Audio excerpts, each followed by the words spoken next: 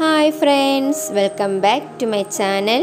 ഞാനിന്നിവിടെ വന്നിരിക്കുന്നത് ഒരു അടിപൊളി ചിക്കൻ ഫ്രൈഡ് റൈസിൻ്റെ റെസിപ്പി ആയിട്ടാണ്. എല്ലാവർക്കും ഇഷ്ടപ്പെടുന്ന ഒരു റെസിപ്പിയാണിത്. നമ്മൾ റെസ്റ്റോറൻറ്റിൽ നിന്നൊക്കെ വാങ്ങുന്ന ആ ഒരു സെയിം ടേസ്റ്റ് തന്നെ കിട്ടും.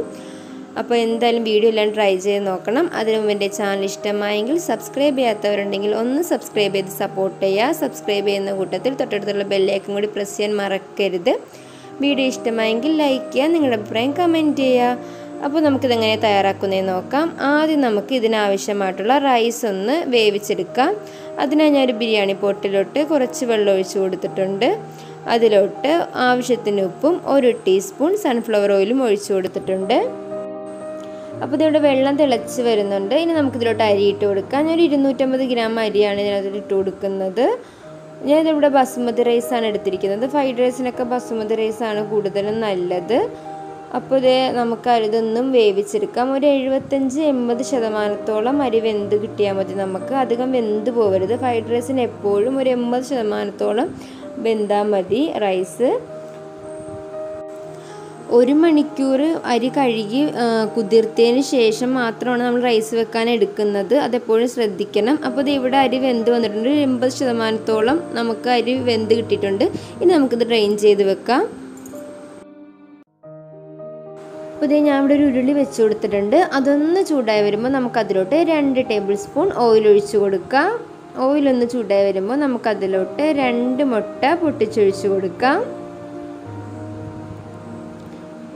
ഇനി നമുക്കൊരു 30 സെക്കൻഡോളം ഈ മുട്ട ഒന്ന് ഇതുപോലെ റെഡിയാക്കി എടുക്കണം. ഒന്ന് ചിക്കി ഇതുപോലെ എടുക്കണം. അപ്പോൾ ഇവിടെ മുട്ട ഇവിടെ റെഡി ആയിട്ടുണ്ട്. നമുക്കൊരു ബൗളിലോട്ട് അത് മാറ്റി വെക്കാം.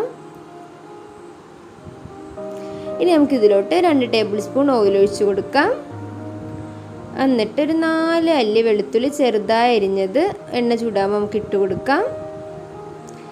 ഇനി നമുക്കിതിലോട്ട് ഒരു 3 ടേബിൾ സ്പൂൺ സവാള ചെറുതായി അരിഞ്ഞത് ഇട്ട് കൊടുക്കാം.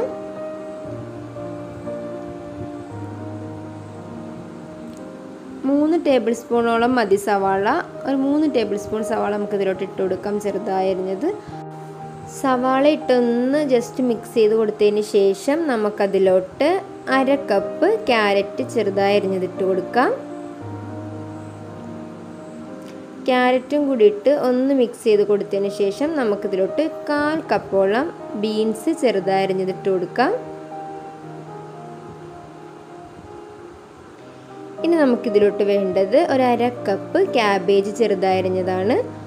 ക്യാബേജും കൂടി ഇട്ട് കൊടുത്തതിന് ശേഷം നമുക്കിതിലോട്ട് ഒരു 1/4 കപ്പ് സ്പ്രിംഗ് ഒനിയൻ ചെറുതായി അരിഞ്ഞതും കൂടി ഇട്ട് നല്ലപോലെ ഒന്ന് മിക്സ് ചെയ്ത് കൊടുക്കാം. ഇനി നമുക്കിതിലോട്ട് ആവശ്യത്തിന് ഉപ്പും കൂടി ഇട്ട് കൊടുത്ത് നല്ലപോലെ ഒന്ന് മിക്സ് ചെയ്തെടുക്കാം. ഇനി നമുക്കിതിലോട്ട് ആവശ്യമായത് 3 ടീസ്പൂൺ സോയാ സോസാണ്. 3 ടീസ്പൂൺ സോയാ സോസും കൂടെ ചേർത്ത് നമുക്ക് നല്ലപോലെ ഒന്ന് മിക്സ് ചെയ്ത് കൊടുക്കാം. ഇനി നമുക്ക് ഇതിലോട്ട് ഒരു 1/2 ടീസ്പൂൺ പഞ്ചസാരയും കൂടെ ചേർത്ത് ഒന്നും കൂടെ നല്ലപോലെ ഒന്ന് മിക്സ് ചെയ്തെടുക്കാം. ഇനി നമുക്കിതിലോട്ട് ആവശ്യമായത് ചിക്കനാണ്. ചിക്കൻ ഞാൻ 250 ഗ്രാം ചിക്കൻ ഉപ്പും കുരുമുളക് പൊടിയും കൂടി ഇട്ട് നല്ലപോലെ വേവിച്ചെടുത്തതാണ്. അതും കൂടി ഇട്ട് നമുക്ക് നല്ലപോലെ ഒന്ന് മിക്സ് ചെയ്ത് കൊടുക്കാം.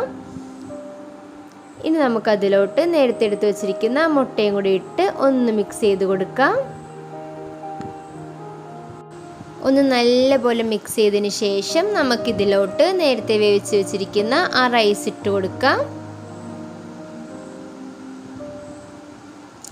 റൈസും കൂടി ഇട്ട് കൊടുത്തതിന് ശേഷം നമുക്കിതിലോട്ട് ഒരു 2 ടീസ്പൂൺ കുരുമുളക് പൊടി ഇട്ട് കൊടുക്കാം.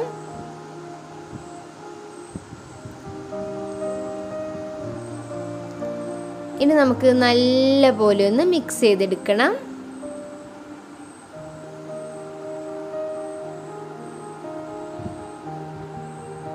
ഒന്ന് നല്ലപോലെ മിക്സ് ചെയ്തെടുത്തതിന് ശേഷം ഞാൻ ഇതിൻ്റെ ഫ്ലെയിം ഓഫ് ചെയ്തിട്ടുണ്ട്. നമ്മുടെ ഫ്രൈഡ് റൈസ് ഇവിടെ റെഡി ആയിട്ടുണ്ട്. നല്ല സൂപ്പർ ടേസ്റ്റി ആയിട്ടുള്ള ഫ്രൈഡ് റൈസാണിത്. എല്ലാവരും ട്രൈ ചെയ്ത് നോക്കണം. അപ്പോൾ വീഡിയോ ഇഷ്ടമായെങ്കിൽ എല്ലാവരും സബ്സ്ക്രൈബ് ചെയ്ത് സപ്പോർട്ട് ചെയ്യുക. അതിനോടൊപ്പം വീഡിയോ ലൈക്ക് ചെയ്യുക, നിങ്ങളുടെ അഭിപ്രായം കമൻറ്റ് ചെയ്യുക. Thank you for watching my video.